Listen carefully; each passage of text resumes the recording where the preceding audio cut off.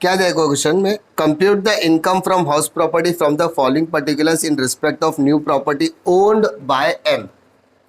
तो यहाँ पर सबसे पहले name of the assessee M आ जाएगा and you know the previous year 2000, कौन सा बोलो जल्दी बोलो, 21-20, very good.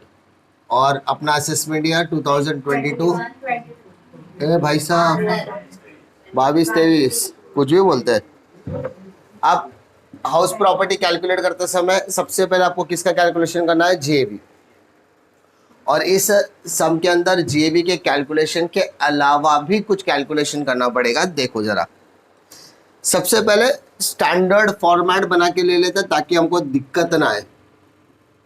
Calculation of GAB, GAB का फुल फॉर्म तो मालूम है ना, ग्रॉस एनुअल वैल्यू। ओके, पहला आता है फेयर रेंट और municipal value whichever is higher, तो यहाँ पर हायर आ गया, ठीक है।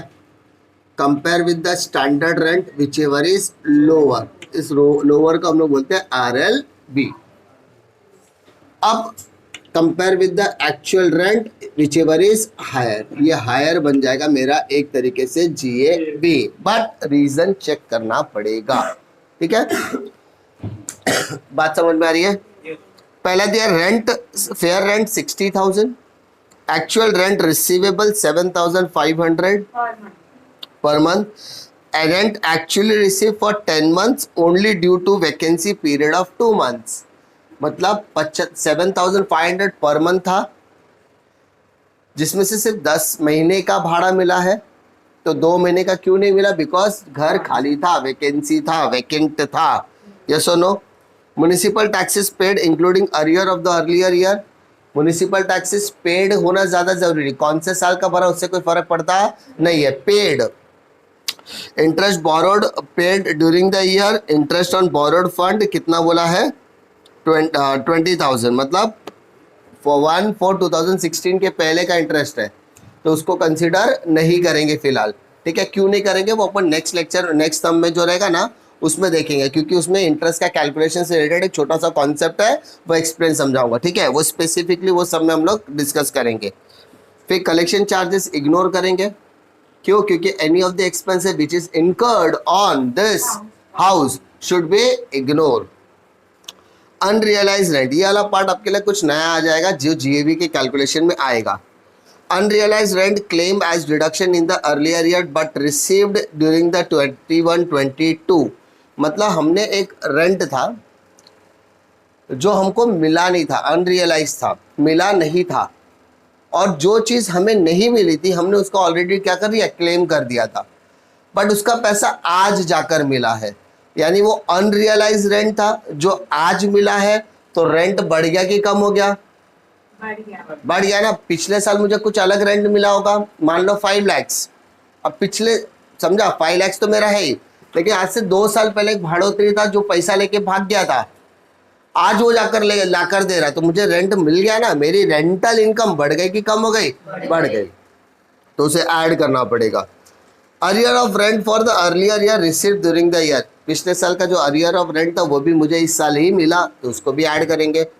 Expenditure on repair of the property ignore, ground rent paid ignore, insurance premium paid relating to the property ignore, expenditure incurred on collecting unrealised rent ignore.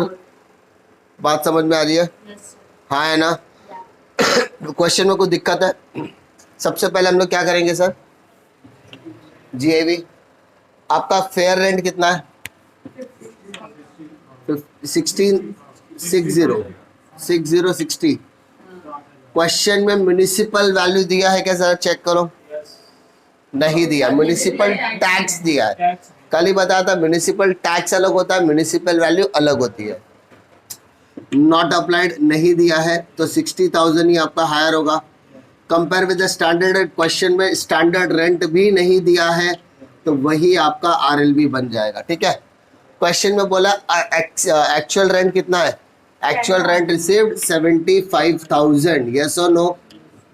और ये क्यों है पता है, क्योंकि 2 महीना वैकेंसी था। 2 महीना क्या था, पहला चीज वैकेंसी शब्द नहीं देता, हटा दो, तो भी मेरा जीएवी क्या बनता था, और वैकेंसी शब्द दिया है तो भी मेरा क्या बनेगा 75।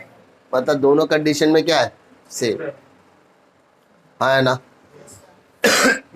अब हमारा अनरियलाइज्ड रेंट दिया है क्या, हमने अनरियलाइज्ड रेंट की बात की ना सर, कितना 11,000, और हमारा अरियर्स ऑफ रेंट भी बाकी है ना, अरियर्स ऑफ रेंट कितना मिला 8,000। तो इसका मतलब नेट जीएबी कितना हो गया, बोलो नेट जीएबी कितना हो गया,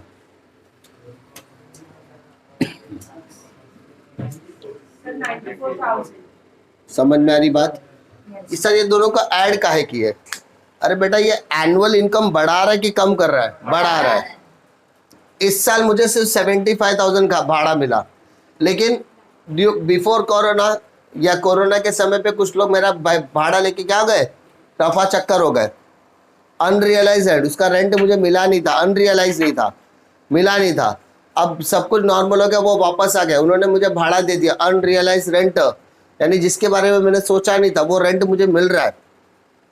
मैंने तो छोड़ने के लिए भी तैयार था, छोड़ चुका था, मैं तो भूल चुका था, लेकिन वो मिल रहा है, तो इनकम बढ़ गई कि कम हो गई, बढ़ गए, तो वो चाहिए भी। क्लियर, हाँ है ना।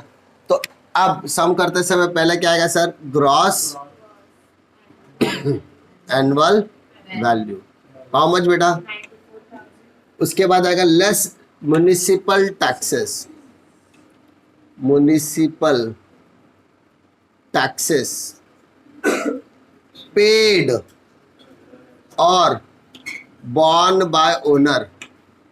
कौन पे करना चाहिए सर, ओनर।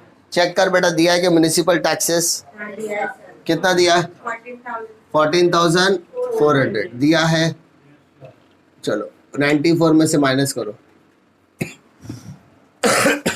सॉरी 79,600, ये हो गया आपका क्या, नेट एनुअल वैल्यू, यस और no, less deduction under section 24। 24 में कितने सेक्शन आएंगे, दो।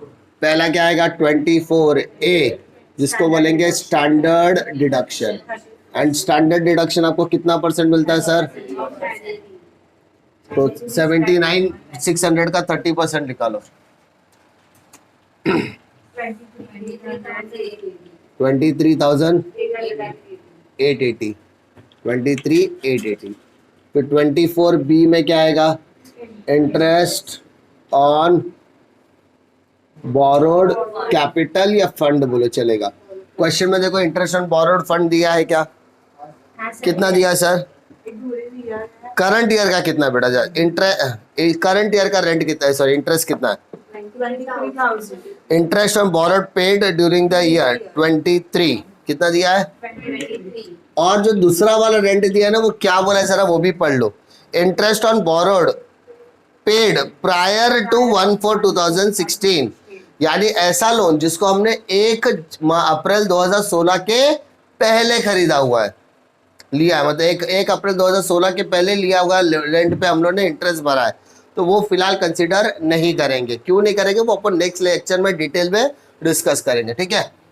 फिलहाल take the total of this, बाकी any of the expenses incurred on the house property should be ignore, because income tax act clearly provides a deduction of 30%।